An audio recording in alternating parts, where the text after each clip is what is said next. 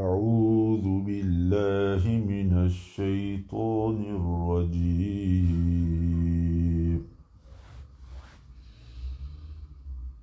بسم الله الرحمن الرحيم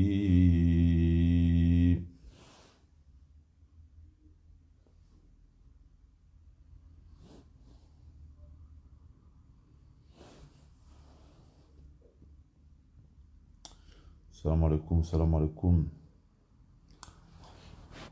On attend un peu que ça se connecte. Salam alaikum les frérots. On attend un peu que ça se connecte.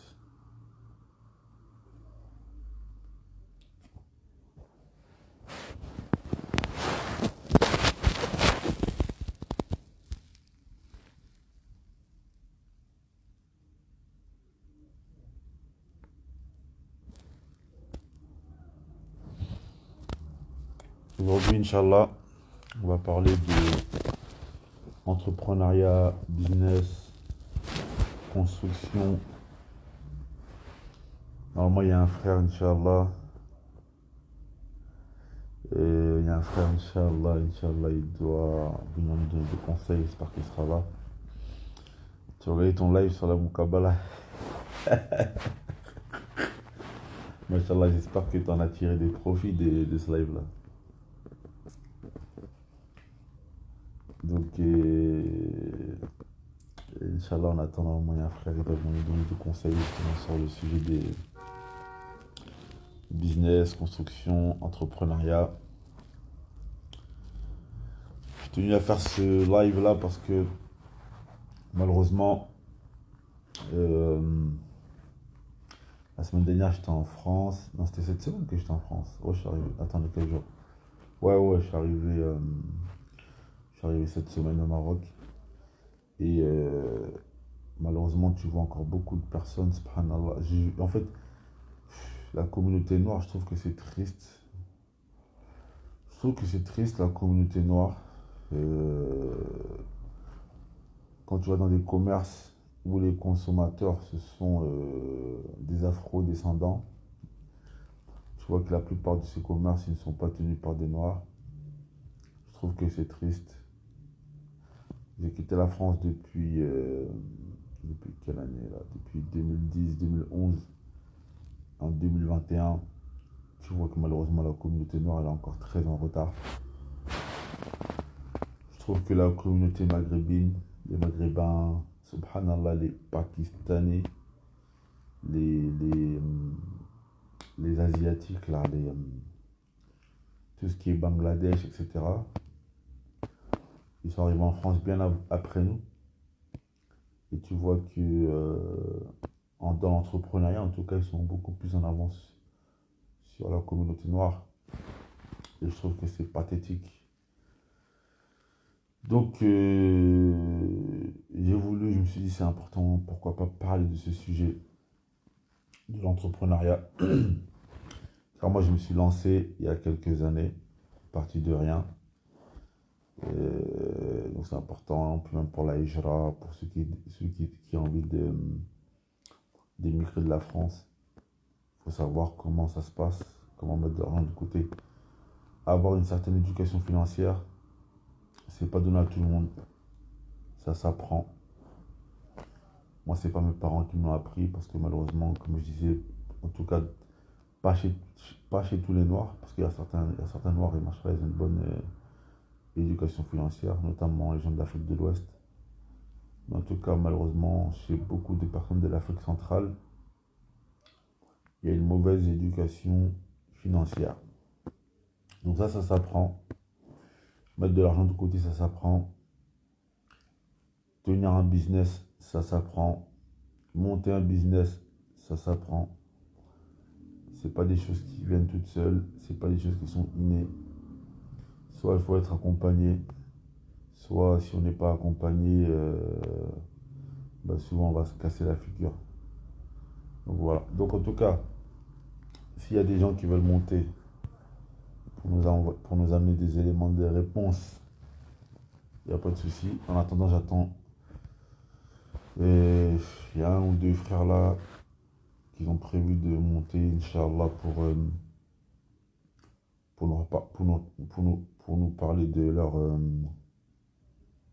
leur construction, comment ça s'est passé, comment mettre un peu d'argent de côté, etc.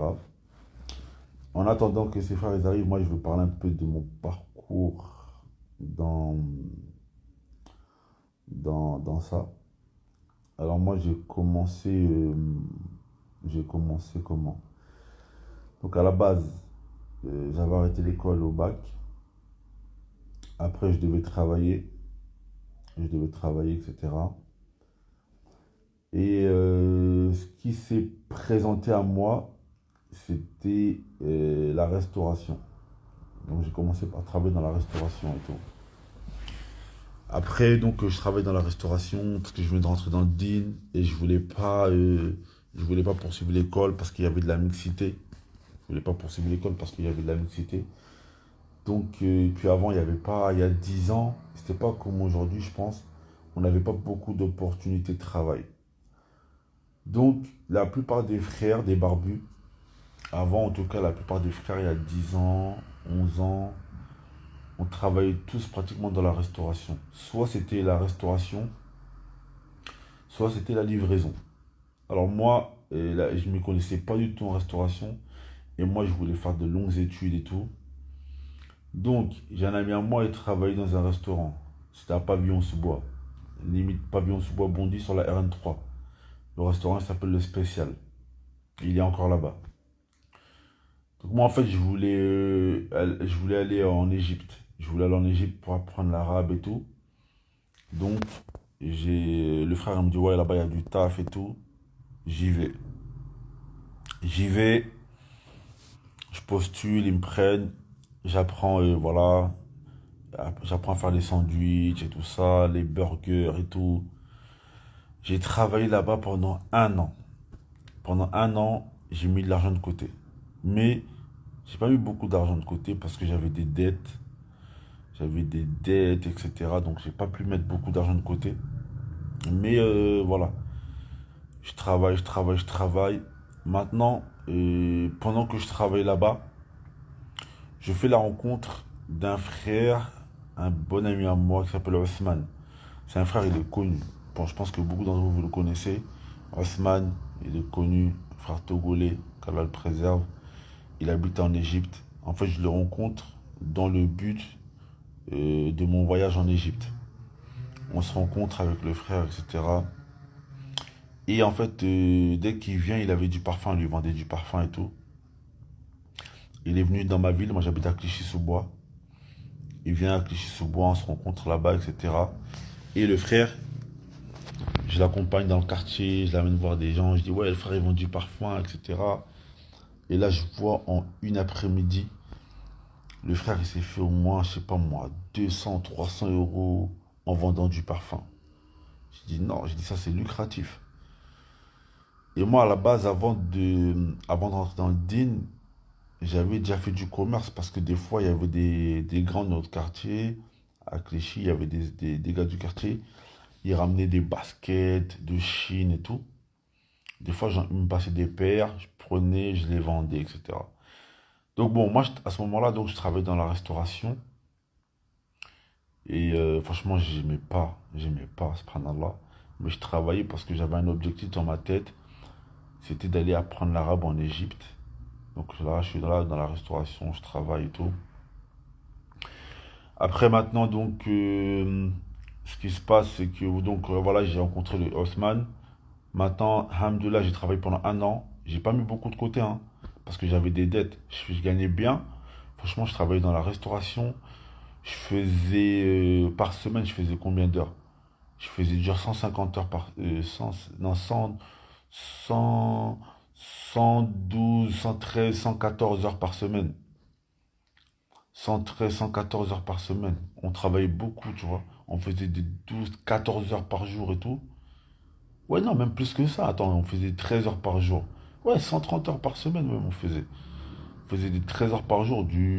On dormait dans le restaurant. Ma foi, elle avait grave baissé, subhanallah. Mais comme j'avais des dettes, j'ai même pas eu beaucoup d'argent de côté. En plus, on était payé au lance-pierre. On était payé genre des 7 euros de l'heure, etc. Vous connaissez les frères Mus, comment ils payent mal les gens. Donc, à la kulli hal, alhamdulillah, j'ai réussi à me mettre, j'ai payé mes dettes, j'ai mis l'argent de côté, je suis parti en Égypte. J'arrive en Égypte et tout. Maintenant, j'ai pas beaucoup d'argent. Je suis arrivé, il y avait 2000 euros, 2300 euros, un truc comme ça. J'avais pas beaucoup d'argent. Tac, je commence à me meubler, je fais mes cours d'arabe, etc. Mais vite fait, je me suis retrouvé à court d'argent. Je me suis retrouvé à court d'argent vite fait. Donc, qu'est-ce que je fais? Bah, en fait, quand j'arrive en Égypte, je vois plein de frères qui vendent du parfum. Et le frère qui, Osman, machallah, qui a les récompenses, il m'avait accueilli, il m'a aidé à me meubler, etc. Et donc, j'ai trouvé le plan pour vendre les parfums. Donc, qu'est-ce que j'ai fait? Bah, écoute, je suis parti dans l'endroit où il achète les parfums, lui. J'ai acheté les parfums. Je me suis lancé dans le business des parfums. Parce que là-bas, en fait, tous les frères, pratiquement, dans le quartier où j'habite en Égypte, ils faisaient tous ça. Ils allaient dans ce marché, ils achetaient des parfums. Après, ils allaient en France. Donc, alhamdoulilah, je suis parti. J'achète du parfum. Tac, je vais en France pour faire un voyage. Genre 2 semaines, un truc comme ça. Je viens avec du parfum dans ma valise d'Égypte. Et là, je vais à Sarcelles. Je me rappelle, je vais à Sarcelles parce que j'avais de la famille là-bas. Je vais à Sarcelles et tout ça. En une après-midi, je vends du parfum. Je me fais, je sais pas, moi, je me fais peut-être 300 euros. Et là, je vois, bah, quoi? Je suis venu en France en 10 jours. Je me suis fait 3000 euros en vendant du parfum. Je dis, mais il y a la baraka dans le parfum, subhanallah. Avant, dans la restauration, en un mois, je me faisais 2000 euros, j'étais payé 7 euros de l'heure, etc. Je travaillais au lance, ils me payaient au lance-pierre. Là, je viens en 10 euros. En 10 jours, je peux me faire 2 3 000 euros. Donc là, je commence à essayer de me mettre sérieux dans le parfum, etc. Donc après ça, je suis resté 2 ans en Égypte. Des fois, je venais, je vendais du parfum, etc. Après ça, j'étais revenu en France pour me marier. Quand je reviens en France pour me marier, quand je reviens en France pour me marier, euh, je suis toujours dans le parfum. Mais là, je décide de monter un autre business. J'avais rencontré un frère en Égypte. Il me dit, ouais, il travaille dans la livraison. Il m'a dit, viens, on s'associe, toi et moi. Et on va faire de la livraison ensemble. Je dis, vas-y. Donc ce frère, lui et moi, on s'est associés. Et on a ouvert, euh, vous savez, les trucs de nuit là, où on fait de la livraison de nourriture. Ça veut dire là, le frère, moi, lui et moi, on s'associe. On ouvre tu sais, les sandwichs de nuit là, tout ça. Et là, franchement, c'était juste avant que j'aille au Yémen. Donc voilà, vu que moi j'avais travaillé dans la restauration avant, c'est-à-dire que je savais tout faire, les burgers et tout ça. Donc ça veut dire, tac, chez moi je prépare les burgers, je prépare tout. Wa alaykoum salam wa rahmatullahi wa barakatuh. Je prépare les burgers, je prépare tout, etc. Et la nuit, on livre sur tout Paname. Et franchement, on a cartonné, on a mis grave d'argent de côté. J'ai mis grave d'argent de côté, j'ai fait ça parce que ma belle famille m'ont fait galérer pour le mariage. Ça veut dire que en attendant de me marier, je faisais ça. Je vendais du parfum et en même temps, j'ai ouvert mon truc de nuit et tout ça. Je faisais de la livraison. Après, j'ai fait ça. Après, je suis parti au Yémen. J'arrive au Yémen, pareil, j'ai mis l'argent de côté, etc. J'ai expliqué dans ma série sur la route de la Hijra. J'ai eu des galères aux Émirats Arabes Unis. J'ai perdu grave de l'argent. Déjà, j'avais pas pris beaucoup d'argent parce que moi, je suis jamais parti avec beaucoup d'argent. Je sais pas comment ça se fait. Je n'ai jamais fait la Hijra avec plus de 2500 euros. Moi, j'ai jamais fait la Hijra avec plus de. Il y en a qui pensent que la Hijra, je dis toujours, la Hijra, c'est pas l'argent. C'est la confiance en Allah Azzawajal. Bien sûr, il ne faut pas partir sans rien, mais c'est pas l'argent qui va vous faire aller loin. Donc, là, j'avais 2000 J'avais combien dans les mains? Je pars au Yémen avec ma femme.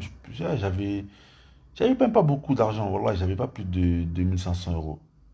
Ma femme, elle avait 1 000 euros, je crois, ou un truc comme ça. Donc j'y vais au Yémen et tout ça.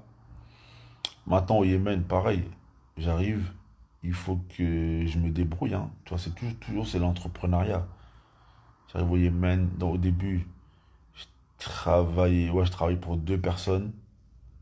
J'étais payé 10 euros par semaine, hein. 10 euros par semaine, voilà. J'ai livré des gâteaux, je cassais des œufs dans une boulangerie, etc. Bref, après, alhamdoulilah, j'ai déménagé. Et là, avec un ami à moi, on a ouvert un restaurant. Donc toujours l'entrepreneuriat. On a ouvert un restaurant au Yémen. Au début, on était dans la galère, etc. À trois, on a ouvert un restaurant au Yémen. Et notre restaurant est cartonné. On a ramené là-bas les burgers et tout ça. Le Yémen, voilà, c'était un peu à l'ancienne, ils ne connaissaient pas les burgers. Nous, on a ramené là-bas les burgers et tout. Et franchement, ça a cartonné de ouf. Ça a marché grave bien. Alors, ma berg. Après, Qadar Allah, là-bas, il y a eu la guerre. Il a commencé à avoir la guerre. Donc, on a vendu notre restaurant. On a dû partir. Mais bon, c'était pas du genre.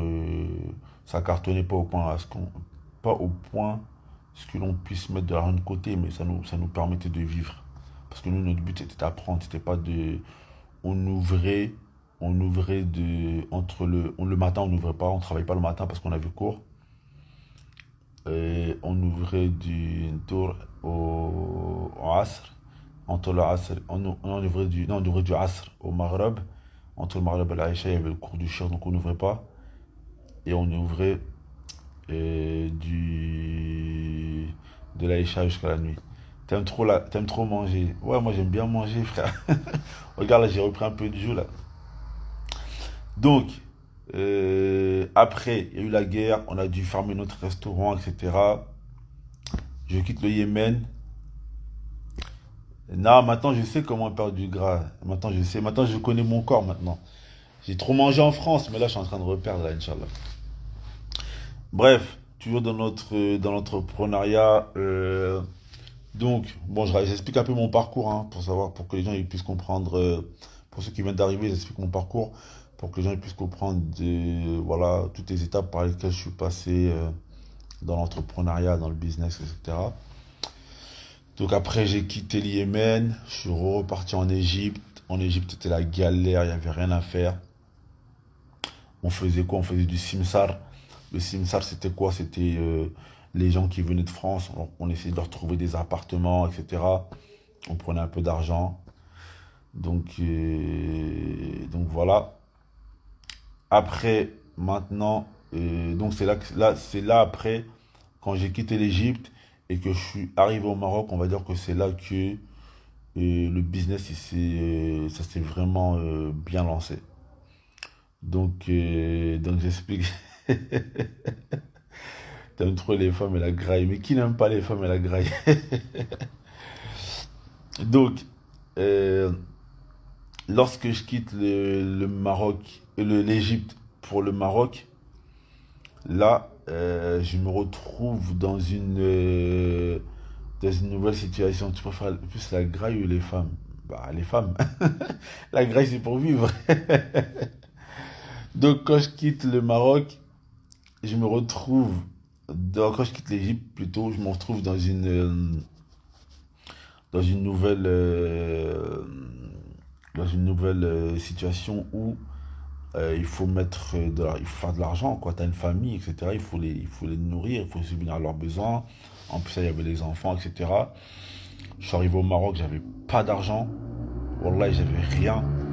Il y a un frère qui allait le récompense, il m'a fait une sadaka, il m'a envoyé 500 euros, etc. Donc là, j'ai 500 euros, un frère m'a fait une sadaka, il m'a envoyé 500 euros. Moi, je suis au Maroc, j'avais rien. Wallah, chez moi, j'avais rien. J'avais vraiment rien. C'était la galère. Donc, là maintenant, je suis dans un. Voilà. Je sais pas quoi faire. Donc, qu'est-ce que je fais?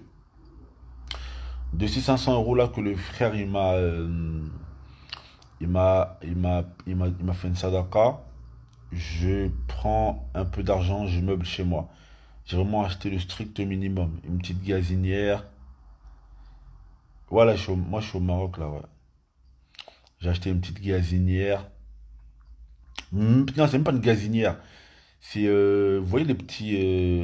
c'est pas une gazinière, parce qu'il n'y avait même pas de four. C'était juste le truc pour...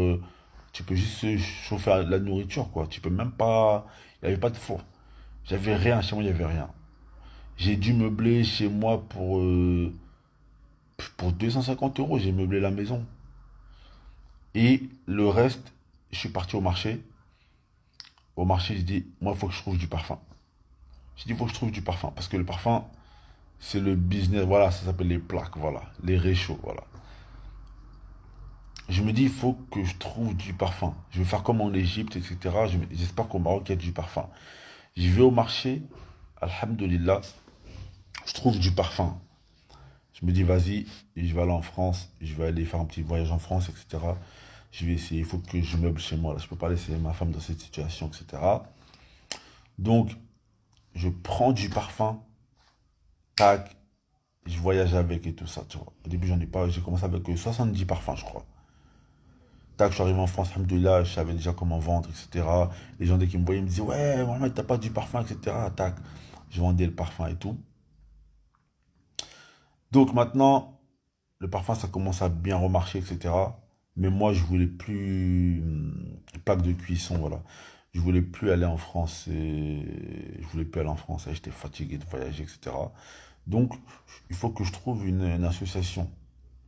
Donc, je m'associe avec deux frères. Au début, on était deux. Mais après, il y en a un qui a laissé. Donc, je m'associe avec un frère. Et c'est avec ce frère-là que mon business, il a vraiment décollé. Parce que lui et moi, on était complémentaires. Dans le sens où, moi, comme vous avez vu à chaque fois, vas-y, monte, Zied. Envoie-moi une demande, Inch'Allah. Comme vous avez vu à chaque fois, moi, en fait, mon avantage dans le commerce, c'est que j'arrive à parler aux clients, je sais comment vendre mon produit, etc. Mon ami avec qui j'ai investi, lui, il n'arrivait pas à, il savait pas parler aux clients, etc. Mais lui, c'était quelqu'un, bon, malheureusement, dans sa djahiliya, c'était un vendeur de drogue, hein. C'est un ami avec qui j'avais grandi dans le quartier. Lui, c'était un vendeur de drogue, malheureusement, avant qu'il rentre dans le din. Et lui, il avait une très très bonne éducation financière. Il avait l'habitude d'avoir de l'argent. Moi, je savais générer de l'argent, mais malheureusement, je ne savais pas comment le garder, comment bien le réinvestir. Et c'est avec lui que j'ai appris ça. Et je vais vous expliquer pourquoi. Parce que j'ai fait des erreurs et, et vous allez comprendre. Attends, je te fais une demande. Je t'envoie une invitation. Comment je fais, moi? Comment je fais?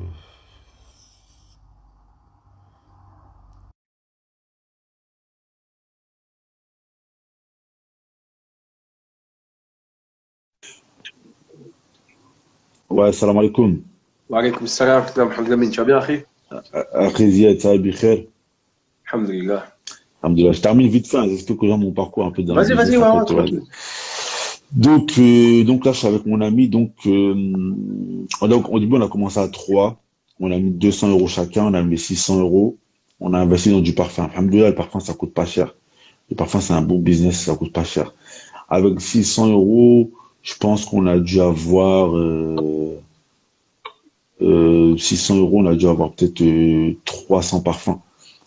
Et les parfums, on les vendait alhamdoulilah, on est venu, on les vendait, ça se vendait à 7, 6, 7 euros en gros, etc. Bref. Alors, donc on a investi dans le parfum avec cet ami-là, là. Et donc, alhamdoulilah, le parfum, ça a grave marché. On est parti parce que moi, quand j'étais petit, j'habitais dans le nord de la France. Ça veut dire que je suis parti dans le nord de la France. Ils ne connaissaient pas, parce que la plupart des frères, ils restaient en Île-de-France. Moi, quand j'étais petit, j'habitais dans le nord de la France. On est parti dans le nord de la France, on est parti à Lille, etc. Et on a eu grave des clients. En 2 mois, en 2 mois, on s'est fait 20 000 euros, 10 000 euros chacun, en 2 mois environ. 10 000 euros chacun, etc. dans le parfum. Donc, comme je vous disais, moi, comme j'étais bête, Avant, j'avais pas l'habitude. En fait, c'était une grosse somme d'argent pour moi. Je revenais du Yémen, je reviens d'Égypte. Et vu, je vous avais dit, mon ami, lui, avant, c'était un vendeur de drogue, malheureusement. Alhamdoulilah, il s'est repenti. Mais il avait l'habitude d'avoir des grosses sommes d'argent. Moi, j'avais pas l'habitude de ça. Moi, je vous ai dit, au Yémen, je touchais 10 euros par semaine. Donc, voilà, j'ai gaspillé mon argent. Je suis parti, en fait, à un moment, je voulais plus rester au Maroc, donc je suis parti en Angleterre. Et l'Angleterre, la vie, elle est chère. J'ai utilisé tout mon argent comme un bête. J'ai perdu voilà l'argent. J'ai perdu voilà l'argent. Non, non, on vendait pas dans les marchés, en fait. Nous, on allait démarcher les jeunes de cité. On allait dans les cités, on démarchait les jeunes, etc. Vous savez, les jeunes de cité, dès qu'ils ont un parfum, il y en a un, il vient, il paye pour tous ses potes, etc. Donc voilà. Donc à la kulli hal, après, dès qu'on a vu que le parfum, ça marchait vraiment bien, et voilà, on a réinvesti, on a évolué, on a essayé de voir les choses en gros, etc. tu vois. Donc ça, après, avec mon ami, bon, nos routes, ils se sont séparés. Nos routes, ils se sont séparés. Et le parfum, malheureusement, ça a commencé, tout le monde est rentré dans le parfum. Je pense que vous avez vu en France, tout le monde faisait du parfum. Donc moi, j'ai préféré arrêter le parfum, etc. Donc, qu'est-ce que j'ai fait après? Donc après ça, j'étais au Maroc. Voilà, je me suis dit, je voulais ouvrir un autre restaurant parce que la restauration, vous avez vu que j'aime pas la restauration en tant que pour travailler, mais il y a de l'argent. Je voulais ouvrir un restaurant. Donc, en 2014, j'avais fait un voyage au Koweït. En 2014, j'ai fait un voyage au Koweït en 2014. J'avais grave kiffé le Koweït. Je me suis dit, je vais, Inch'Allah, essayer de m'installer au Koweït. Donc, avec ben, mon ami là, avec qui j'étais dans le parfum, et mon beau-frère, on se dit qu'on va ouvrir un restaurant au Koweït. Donc, je suis parti, on a pris un investissement. Je suis parti au Koweït pour ouvrir un restaurant, parce que je crois que j'étais déjà allé 2 fois, je connaissais bien, donc là, j'y vais une troisième fois. Allah Musta'an, on s'est fait arnaquer par un mec et tout ça. Un mec là-bas nous a arnaqué, nous a vendu du rêve, on a perdu 12, 13 000 euros. Allah Musta'an. Moi, je me suis trop fait arnaquer dans ma vie. Qadar Allah. Donc voilà, en tout cas, donc après, donc quand je me suis fait arnaquer au Koweït, là, je me demande qu'est-ce qu'il faut que je fasse. Et c'est donc pour cette raison-là que quand je reviens du Koweït, je reprends mes études. Je reprends mes études, je me dis non, faut vraiment il faut pas que je compte seulement sur les investissements, mais il faut que je reprenne mes études. Donc j'ai repris mes études au Maroc. Là, je suis en troisième année de kinésithérapie. Et aujourd'hui, je suis pas là en cours. Je pensais qu'il y avait la conférence, mais je suis pas allé. Donc voilà, j'ai repris mes études au Maroc.